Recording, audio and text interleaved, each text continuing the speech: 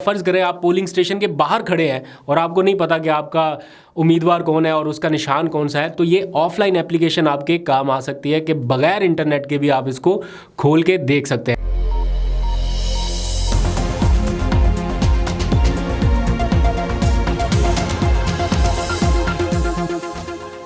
बिस्मिल्लाहिर्रहमानिर्रहीम, अस्सलाम वालेकुम। पाकिस्तान और दुनिया भर में देखने और सुनने वालों को अब्दुल कादिर का सलाम।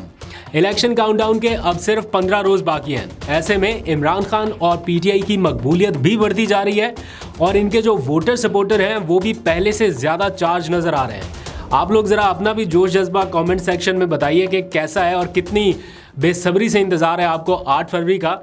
ऐसे में जब इलेक्शन बहुत करीब पहुंच चुके हैं, इमरान खान को मिला है एक बड़ा रिलीफ। टाइमिंग भी बड़ी अहम है और उनकी ज़मानतें एक नहीं, दो नहीं, 7 ज़मानतें बहाल हो गई हैं। अदालत का ताज़ा तरीन फैसला आज आ चुका है लाहौर हाई कोर्ट का। इसकी तफसील आपको बताऊंगा। फिर इंसाफ का निशान यानी ये जो पीटीआई के सिंबल्स हैं, इसके हवाले से एक ऑफलाइन एप्लीकेशन तैयार कर ली गई है। ये एप्लीकेशन बगैर इंटरनेट के भी काम करेगी, तो इंटरनेट की बंदिश का एक तरह से तोड़ निकाला गया है। फिर इतवार के पावर शो के लिए इमरान खान ने तमाम टिकट होल्डर्स को एक बड़ी वार्निंग दी है, यानी बाहर नहीं निकलेंगे तो आप नुकसान में रहेंगे। कैसे, वो भी आपको बताना है। और फिर पीटीआई का या पीटीआई की लीगल टीम का एक शानदार इकदाम या यूँ कह लीजिए कि एक ज़बरदस्त लीगल स्ट्रेटजी, या मैं तो इस टाइम में इसे बहुत बड़ा कार्ड कह सकता हूँ जो उन्होंने खेल दिया है। और इसकी भी टाइमिंग बहुत ही बेहतरीन है क्योंकि फिर बहुत देर हो जाती। तो ये सारी खबरें एक एक करके आपको बताऊँगा, बिकॉज़ आज वाली खबरें बहुत इंपॉर्टेंट है आपके जानने के लिए हैं। तो सूरत हाल इसलिए भी दिलचस्प हो रही है कि पीटीआई के पास मैंने जैसे बताया कि आखिरी 15 रोज़ का वक्त बाकी बचा है अपने वोटर्स और सपोर्टर्स तक पहुँचने के लिए, उनको अपने निशानात रजिस्टर कराने के लिए। इमरान खान ने कल कहा था कि तमाम जो उनके उम्मीदवार हैं वो इतवार के रोज़ बाहर निकलें, पब्लिक भी बाहर निकले। जारी बात है, उम्मीदवार अकेले तो नहीं निकलेंगे, पब्लिक भी निकलेगी। तो जैसे ही उनका ये ऐलान कल सामने आया, उसके बाद काफ़ी सोच विचार हुआ होगा कहीं कहीं पे, और फिर आज महकमा दाखिला पंजाब ने दफ़ा 144 का नफाज कर दिया है। बाज़ाब्ता नोटिफिकेशन भी जारी हो गया कि पंजाब में दफ़ा 144 नाफिज है, यानी एक पार्टी पूरे बड़े बड़े जलसे करेगी, उसके ऊपर दफ़ा 144 का उस तरह से शायद नफाज नहीं होगा, लेकिन एक पार्टी के 4 बंदे भी इकट्ठे बाहर नहीं निकल सकेंगे। उनके लिए मैसेज है कि दफ़ा 144 का नफाज होकर रहेगा। आपको याद है जब अभी 9 मई भी नहीं हुआ था, अभी कुछ भी ये सारा अभी एपिसोड उस तरफ गया भी नहीं था, तो जब इमरान खान ने ऐलान किया था कि वो जलसे करेंगे, बाहर निकलेंगे, तो किस तरह से दफ़ा 144 नाफिज होती थी और लोगों को निकलने नहीं दिया जा रहा था। तो क्या इस बार भी लोग निकलेंगे तो वही सिचुएशन होगी?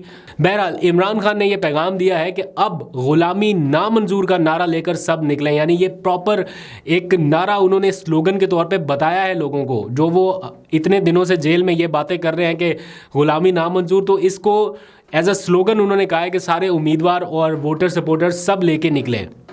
और जो उम्मीदवार इतवार के रोज़ नहीं निकलेगा, ये उनकी तरफ से वार्निंग है कि जो नहीं निकलेगा उसका टिकट बदल दिया जाएगा। यानी उम्मीदवारों के लिए अब बहुत आसान काम नहीं है कि टिकट मिल गया, घर बैठे बस ये बहाना कि जनाब बाहर तो हालात ही नहीं थे तो आप निकल नहीं सकते। तो इमरान खान को इस टाइम ज़रूरत है उन लोगों के करेज की जिसको उन्होंने टिकट्स दिए हैं। तो वो ये कह रहे हैं कि सारे लोग बाहर निकलें, अपने उम्मीदवारों से भी कहता हूँ कि बाहर निकलें। अगर जो उम्मीदवार बाहर नहीं निकले तो उसके टिकट बदल दिया जाएगा। ये उनकी लीगल टीम ने जेल से बाहर निकलते ही मैसेज कन्वे किया है कि ये इमरान खान साहब का मैसेज है। अब उम्मीदवार या टिकट होल्डर्स देख लें कि वो निकल सकते हैं इन हालात में या नहीं। आज पीटीआई ने एक बहुत बड़ा कार्ड खेला है जिसकी टाइमिंग मैं पहले बता रहा हूँ आपको, बहुत अहम है। थोड़ी देर में उसकी भी मुकम्मल तफसील बताता हूँ, लेकिन पहले एक अच्छी खबर सुन लें। इलेक्शन से ज़रा पहले इमरान खान एक बड़ा रिलीफ हासिल करने में कामयाब हुए हैं और लाहौर हाई कोर्ट ने उनकी 7 अबूरी ज़मानतें बहाल कर दी हैं। यानी 5 अगस्त को तोशाखाना केस में जब वो गिरफ्तार हुए, जेल में चले गए, तो बाकी केसेस में वो अदालत पेश ही नहीं हो सके। तो इस वजह से उनकी कई ज़मानतें जो है मुख्तलिफ केसेस में, जिनमें ज़िले शाह का केस है, अब मतलब वो ज़िले शाह जो इस दुनिया में नहीं रहा, उसका केस भी इमरान खान के ऊपर डाला हुआ है। फिर 9 मई के 10 मई के मुतादिद वाक़यात हैं, उनमें उनकी ज़मानतें जो हैं वो खारिज हो गई थी। फिर बैरिस्टर सलमान सफदर उनके केसेस की पैरवी करते रहे लाहौर हाई कोर्ट में, और आज उनकी ये तमाम ज़मानतें बहाल हो गई हैं। यानी यानी लाहौर हाई कोर्ट ने वो फैसला कालादम करार दे दिया है कि जनाब एक बंदा जेल में है, वो आ नहीं सकता, इसलिए भी उसकी ज़मानतें आपने मुस्तरद कर दी, तो सारी ज़मानतें जो 7 केसेस थे वो बहाल हो गए हैं। तो इससे कबल सुप्रीम कोर्ट से जब साइफर केस की ज़मानत वाला मामला था तब भी बैरिस्टर सलमान सफदर ने बड़ा ज़बरदस्त केस लड़ा और उनकी उस केस में भी ज़मानत कराई। तो इस किस्म के जो लॉयर्स हैं या इस किस्म की जो अप्रोच है वो बड़ी ज़रूरी है इमरान खान साहब के केसेस में। इन 7 ज़मानतों के होने से फौरी तौर पर उनकी रिहाई तो शायद मुमकिन नहीं है, लेकिन फर्दर इन केसेस में उनकी गिरफ्तारी डालना अब मुमकिन नहीं रहा, ताकि बाद में उनको इस केस में गिरफ्तार करने का जो एक प्लान था वो शायद अब नहीं हो सकेगा। उनकी ज़मानतें बहाल हो चुकी हैं। अब आ जाइए कि तहरीक इंसाफ ने एक ऑफलाइन एप्लीकेशन आज मुतारिफ कराई है। ऑफिशियली अभी तक उसका ऐलान नहीं किया गया यानी तहरीक इंसाफ के प्लेटफॉर्म से, लेकिन जो लोग इसके ऊपर काम कर रहे हैं वो इन लोगों के साथ राब्ते में है यानी वॉलंटियर ही है। अगर आपके पास इंटरनेट ना भी हो तो आप ये एप्लीकेशन इस्तेमाल कर सकेंगे और उम्मीदवार का जो नाम निशान है वो मालूम कर सकेंगे। ये एप्लीकेशन कैसे डाउनलोड करनी है अभी बताता हूँ आपको, लेकिन उससे पहले एक ताज़ा तरीन कार्ड का जिक्र, वो मुझे फिर बाद में बात भूल जाएगी, बड़ी इंपॉर्टेंट बात है, वो आपको बतानी है, बहुत ही अहम है। तहरीक इंसाफ ने जो अपने आज़ाद उम्मीदवार हैं यानी नामजद उम्मीदवार, उनकी आज़ाद हैसियत को चैलेंज कर दिया है। कानूनदान जो सलमान अकरम राजा है उन्होंने लाहौर हाई कोर्ट में ये दरख्वास्त दायर कर दी है कि जो भी उम्मीदवार उनकी पार्टी से इलेक्शन के मैदान में उतरा है उसे आज़ाद तस्वुर ना किया जाए। यानी ठीक है बल्ले का निशान नहीं मिला बट टिकट तो पार्टी ने दिया है ना, तो ये पार्टी पॉलिसी के पाबंद होने चाहिए, ना कि ये आज़ाद हैसियत में रहें और बाद में इनकी मंडियाँ लगती रहें, ज़मीरों के सौदे होते रहे और जमहूरियत को मज़ीद नुकसान पहुँचे। तो मेरा नहीं ख्याल कि कोई भी अदालत इस चीज़ को अंडरस्टैंड ना करे और वो कोई ऐसा डिसीजन दे दे कि नहीं ये जनाब आज़ाद ही हैं और इनको जहाँ चाहें ये अपना वोट इस्तेमाल कर सके या वोट दे सके, क्योंकि बैक पे इनके पार्टी खड़ी है, सारे वोटर्स इनके पीटीआई के होंगे जो इनको वोट देगा। तो ये जो आज़ाद हैसियत है उसको चैलेंज कर दिया गया है। इसलिए मैं बार बार कह रहा हूँ कि ये जो एक मूव है पीटीआई की, ये इस टाइमिंग के एतबार से बहुत ही अहम है, क्योंकि बाद में तो फिर बहुत देर हो जाती, फिर अगर ये वोट अपना किसी और को दे देते और उसके बाद आप चैलेंज करते तो देर हो जाती। तो इससे पहले ये डिसीजन लेना बड़ा ज़रूरी है, तो वो आज चैलेंज कर दिया गया है ताकि कोई और वजह बचे ना। अच्छा, अब सियासी जमातों के पास आप देख लेना कि ना कोई नज़रिया है, ना कोई बयानिया है, ना कोई मंशूर है। पीएमएलएन का मंशूर कोई अंडर कंस्ट्रक्शन है, काफ़ी देर से उसके ऊपर काम हो रहा है, अभी तक वो सामने नहीं आ सका। तो बाकी जमातों के पास क्या है मंशूर? ये मंशूर है कि आज़ाद उम्मीदवारों को हम साथ मिला लेंगे, फिर हम हुकूमत बना लेंगे, सबकी नज़र आज़ाद उम्मीदवारों, इन्हीं आज़ाद उम्मीदवारों पर है और जो मंडियाँ लगनी है फिर लोग भूल जाएं। तो इसलिए पीटीआई ये सारी कोशिश करी। और आज भी मैं देख रहा था परवेज़ खटक साहब वो कह रहे हैं कि मैं मजाक नहीं कर रहा, मेरी हुकूमत आने वाली है। मतलब वो ये उनका मंशूर है या ये उनका स्लोगन है। बाकी बता रही है पीटीआई कि जनाब हमने ये किया, नून लीग भी बता रही कि हमने ये किया, ये वो कह रहे हैं कि मैं मजाक नहीं कर रहा, हमारी हुकूमत आने वाली है। तो वो किस तरह से हुकूमत लेके आएंगे जब उनके पास वोटर सपोर्टर है नहीं? तो इस तरह से आज़ाद उम्मीदवारों का इस्तेहसाल होना है आगे चल के या उनका इस्तेमाल होना है, तो उससे रोकने के लिए ये पिटीशन फाइल कर दी गई है।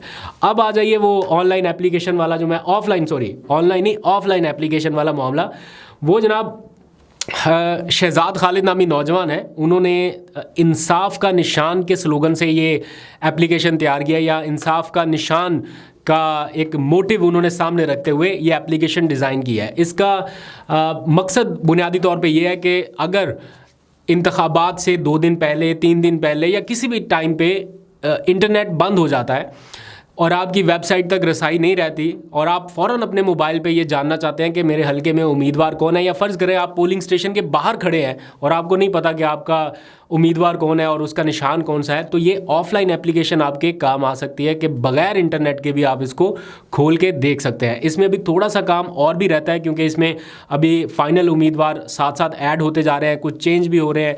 अभी बलूचिस्तान असम्बली के कुछ रहते हैं, प्रायोरिटी जो है वो पंजाब और खैबर पख्तूनख्वा की थी, फिर कौमी असम्बली के उम्मीदवारों की थी, तो कुछ जो रहते हैं वो भी इसमें ऐड हो जाएंगे। दैन पीटीआई इसको ऑफिशियली अनाउंस कर देगी। लेकिन ये गूगल ड्राइव के थ्रू आप डाउनलोड कर सकते हैं। इसका जो लिंक है मैं कोशिश करूँगा, अगर मुझे ड्यूरिंग एडिटिंग याद रह गया तो मैं इसका लिंक डिस्क्रिप्शन में डाल दूंगा, वरना आपको कहीं ना कहीं सोशल मीडिया प्लेटफॉर्म पर भी मिल जाएगा। उसके थ्रू आप ये जो एप्लीकेशन है उसको डाउनलोड कर सकते हैं। इसका जल्दी वर्जन एंड्रॉयड या आईफोन के जो सार्फिन है उनके लिए भी आ जाएगा। तो पीटीआई अपने तौर पे पूरी कोशिश कर रही है सोशल मीडिया के थ्रू, ग्राउंड के थ्रू। आज भी हमने देखा डिफरेंट जगहों पर बड़े ज़बरदस्त किस्म के मनाजर हमें देखने को मिले कि ऑल्दो इतनी पाबंदियां हैं, रिस्ट्रिक्शन है, बट फिर भी बड़ी तादाद में लोग निकल रहे हैं। और इसी तरह इमरान खान साहब ने भी आज अपने लोगों को हिदायत किया कि वो चारों हाई कोर्ट्स को अप्रोच करें और बार बार जाके उनको ये दरख्वास्त करें कि हमें लेवल प्लेइंग फील्ड नहीं मिल रही, या हमें जलसे जुलूस करने के ऊपर हमारे ऊपर पाबंदियां हैं। तो अगर कहीं से भी कोई पाबंदी का सामना करना पड़ता है या थोड़ा बहुत इस तरह रिस्ट्रिक्शंस आती हैं तो आप फ़ौरन हाई कोर्ट्स को अप्रोच करें। सुप्रीम कोर्ट से तो मेरा ख्याल है उन्हें अच्छी खासी लेवल प्लेइंग फील्ड मिल चुकी है, अब दोबारा तो वो लेवल प्लेइंग फील्ड लेने नहीं जाएंगे। सुप्रीम कोर्ट से याद आया, आज सुप्रीम कोर्ट से एक और ख़बर भी आई है। काजी फाइज ईसा साहब ने साबिक डिप्टी स्पीकर कासिम सूरी को ज़ाती हैसियत में तलब करते हुए ये रिमार्क्स दिए हैं कि कासिम सूरी मुल्क में आइनी बहरान की वजह बने, कासिम सूरी पर क्यों ना आइन शिकनी की कार्रवाई शुरू की जाए। और फिर जस्टिस काजी फाइज ईसा साहब ने यह भी फरमाया कि जिसने भी आइन के खिलाफ वर्जी की है उसे नतायज का सामना करना होगा। ये नहीं हो सकता कि ओहदा एंजॉय किया और चले गए। अगर सुप्रीम कोर्ट इस्तेमाल हो रही थी तो हम उस गलती की भी तस्हीह करेंगे, और अगर कुछ गलत हुआ था तो 2018 का पूरा इलेक्शन निकाल कर भी देखना पड़ा तो वो भी देखेंगे। तो अगर किसी ने आइन शिकनी की है या आइन के ऊपर अमल दरामद नहीं हुआ तो उसके ऊपर उनका सख्त मौक़िफ़ है। लेकिन उनकी बिल्डिंग के बिल्कुल सामने चीफ इलेक्शन कमिश्नर का भी दफ्तर है, उन्होंने भी गालबन आइन के ऊपर अमल दरामद नहीं किया। जब उन्हें 90 रोज़ के अंदर इलेक्शन कराना था तो वो नहीं करा सके। एक आध नोटिस उधर भी भेजा जा सकता है अगर सबके साथ एक जैसा सलूक किया जाना मकसूद है तो। लेट्स सी आगे क्या होता है, आपको अपडेट करते रहेंगे। अभी तक के लिए इतना, अपना बहुत सा ख्याल रखिए। अल्लाह हाफ़िज़।